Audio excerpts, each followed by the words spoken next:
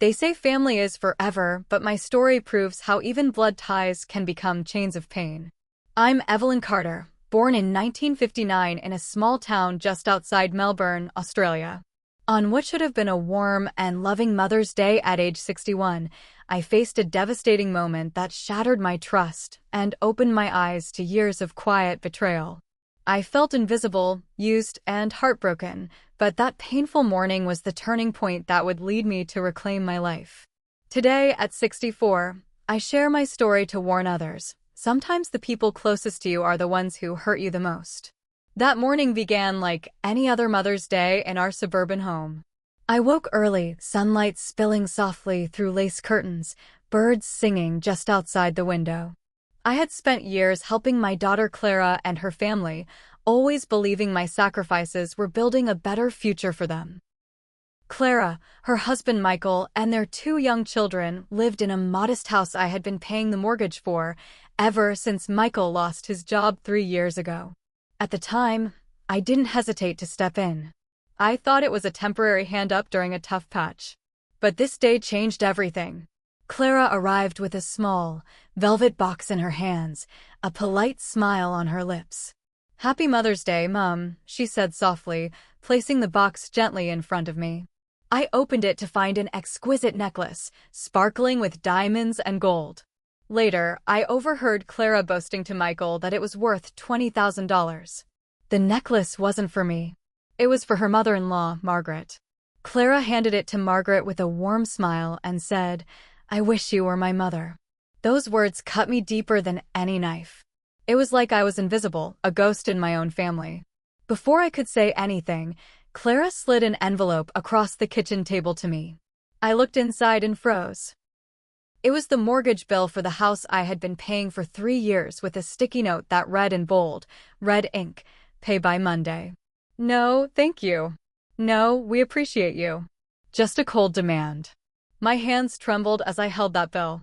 Years of hard work, late nights, and sacrifices flooded through my mind.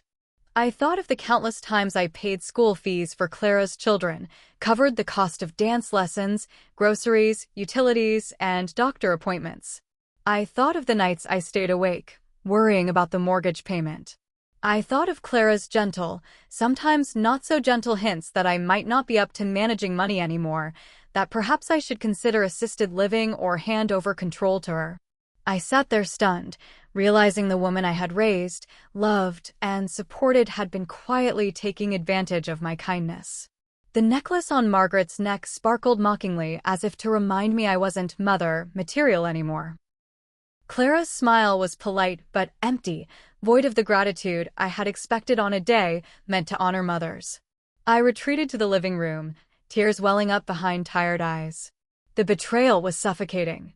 It wasn't just about money, it was about love, respect, and dignity all stripped away in one sharp moment. I had been the backbone of their household, the quiet provider, and now I was simply a bill to be paid, a problem to be managed. That afternoon, memories flooded back. The day Michael lost his job, Clara's worried face, the promises that this hardship was temporary. The times I gave without hesitation, always believing family would stand together. But now I saw the truth. Clara was building her life on my generosity and planning to push me aside when I was no longer useful. I realized the emotional manipulation had been years in the making. Clara had started questioning my mental capacity, suggesting I might be forgetful, confused, or even incapable of managing my own affairs. She talked about assisted living facilities, hinting it was for my own good. She tried to gain power of attorney control over my finances and decisions without my knowledge. That day, I made a decision. I would no longer be a silent victim. I would fight to reclaim my dignity, protect what was mine, and confront the daughter I once trusted with everything. It was a painful choice knowing it might tear the family apart, but I had to stand up for myself.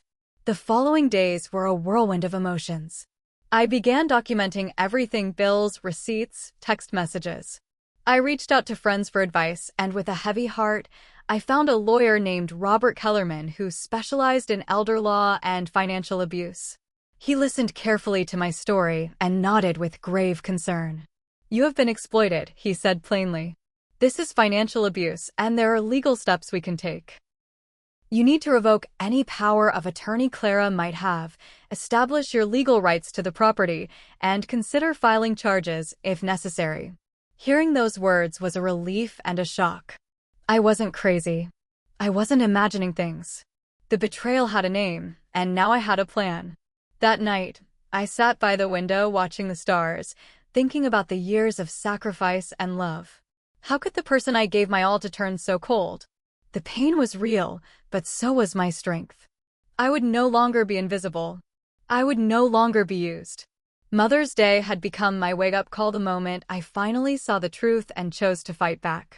For me. For my dignity. For the future I still deserved it. After that painful Mother's Day, my world shifted. I spent many nights going over every detail, every bill I'd paid, every text message, every awkward conversation. I realized how long Clara's manipulations had been quietly chipping away at me. I thought back to the early years, when her children were young, and I was thrilled to help with dance lessons and school fees. I believed I was just being a loving mother, supporting my family. But love doesn't mean blind trust, and I was about to learn that lesson the hard way.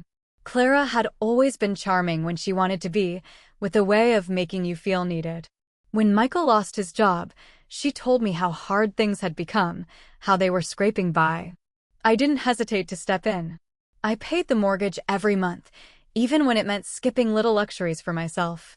I covered utility bills, groceries, medical appointments, everything I could. I wanted my grandchildren to have a happy home, and I thought supporting their parents was part of that. But slowly, the gratitude turned into entitlement. Clara began to question my decisions. She hinted that maybe I wasn't thinking clearly, suggesting that an assisted living facility might be a good idea. I could hear it in her voice, the way she questioned my memory when I forgot small things, the way she tried to steer me away from handling my own finances. I was heartbroken to realize she was plotting to take control. It was during one of those moments, when she pushed me to sign papers without fully explaining them, that my suspicion grew. I asked for legal advice. That's when I met Robert Kellerman, a kind and sharp attorney who took my case seriously. He carefully examined the documents Clara had asked me to sign power of attorney papers, conservatorship requests, and immediately saw the pattern. Clara was trying to gain control of everything, including the house and my finances. Robert told me, Evelyn, this isn't just neglect or a family dispute. This is financial exploitation. You've been generous, but Clara has been taking advantage of that generosity. We need to stop it before it goes any further. I began gathering evidence. For 3 years, I had saved receipts, text messages, and bank statements. I recorded conversations where Clara tried to manipulate me. Every little piece was a thread leading to a bigger truth. The truth that Clara and Michael had taken out a home equity loan using the value of the house I had been paying for, without my knowledge or consent. I felt a mixture of anger, disbelief, and sadness. How could my own daughter do this to me? How could she lie to her own mother while living under the same roof? My heart ached, but I refused to let despair take hold. When I stopped paying the mortgage, the confrontation was inevitable. Clara's mask slipped, revealing the cold ambition underneath. She told me bluntly she intended to have me declared incompetent, that I should move into assisted living so she could take over. She said, "You don't know what's best anymore, Mum. It's time to let go." But I had prepared. I told her calmly, I have recordings of our conversations. I'm not going anywhere unless you respect me. This is my home, my life. If you can't accept that, then it's you who should leave. Clara's face twisted with anger and disbelief. The power she thought she held crumbled in that moment. I felt a surge of strength, finally standing up to the daughter who had used me for so long. The battle wasn't easy. I faced gaslighting, accusations, and cold silences. But Robert guided me through the legal maze. We revoked the power of attorney Clara had tried to use against me. We established my rights as the rightful homeowner. We prepared to file charges if necessary. Meanwhile, a surprising ally emerged, Margaret, Clara's mother-in-law. She had been drawn into the conflict when Clara asked her to intervene, painting me as the problem. But Margaret didn't buy it. She hired a private investigator who uncovered Clara's lies and the secret equity loan. Margaret confronted Michael with the evidence. It was the beginning of the unraveling. Marcus, Michael's brother, was also shocked by the revelations. The family fractures deepened as the truth came out in painful waves. The legal consequences started mounting. Marcus filed for divorce from Clara. Patricia, Margaret, pursued criminal charges for credit card fraud against her daughter-in-law. The house I had paid for was finally in the spotlight, and I demanded full restitution. I wanted the house sold, the money returned, the betrayal acknowledged. This fight was more than money. It was about reclaiming my dignity, proving that age and kindness don't make a person weak. It was about teaching Clara that a mother's love is not a free pass to exploitation. In those dark days, I found a new strength inside me, a resilience I didn't know I had. I began to imagine a life beyond the betrayal, a future where I could live for myself, not just for others. It was terrifying but exhilarating. The road ahead was long, but I was no longer alone. I had the law on my side, unexpected allies, and most importantly, my own voice. The day the court date arrived felt surreal. Sitting in that sterile courtroom, I held tightly to the evidence Robert had helped me organize. It was more than legal paperwork. It was the story of my life, of years of silent sacrifice and quiet suffering. Clara sat across from me, her face a mask of defiance and regret, but I no longer feared her. This was the moment to claim back everything I had lost, my home, my peace, my dignity. The judge listened carefully as Robert laid out the case of financial exploitation and attempted fraud. The home equity loan, taken without my consent, was the smoking gun. The recordings I had made, the messages saved, the bills paid by my hand all painted a clear picture of the truth. Clara's attempts to have me declared incompetent were dismissed as baseless, and the power of attorney was permanently revoked. Marcus, Clara's husband's brother, stood by my side during the proceedings, his own disillusionment clear.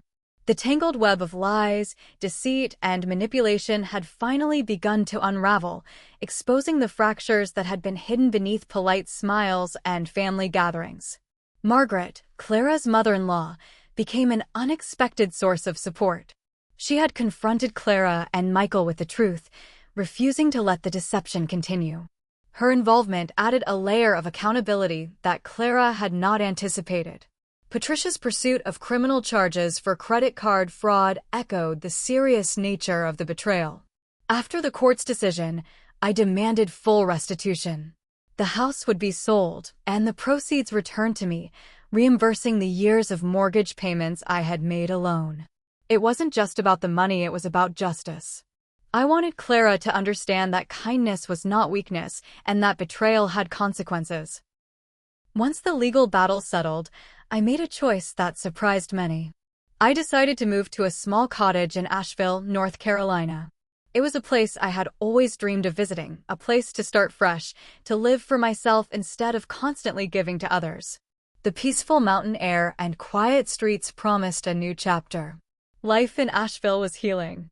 I found joy in simple things, morning walks, gardening, and meeting neighbors who became friends. I was rediscovering myself beyond the roles of mother, grandmother, and unpaid caretaker. My heart slowly mended, and with each day, I felt more alive. One afternoon, long after I thought the past was behind me, Clara found me. She tracked me down, standing on my doorstep with regret in her eyes. I looked at her, the woman who had caused me so much pain, and felt a calm resolve. I turned her away not out of bitterness, but because I had finally learned to put myself first. "I'm sorry, Evelyn," she said softly. "I never meant for it to go this far. I hope you find the healing you need," I replied gently. "But this is my life now, and I will no longer be part of the pain." That moment marked the final closure I needed. I had reclaimed my power, my home, and my happiness. The journey had been long and painful, but I emerged stronger and wiser. If you've listened to my story, please like this video, subscribe for more real-life tales, and share it with someone who might need to hear it. Comment below with your thoughts, or if you've faced similar struggles sometimes. Speaking out is the first step to healing. Remember, your kindness is precious, but your boundaries are sacred. Don't let anyone make you feel less than you are. Moral lesson. Even the deepest betrayals can lead to new beginnings. Protecting your dignity is the strongest form of self-love. Keep hope alive and choose your peace.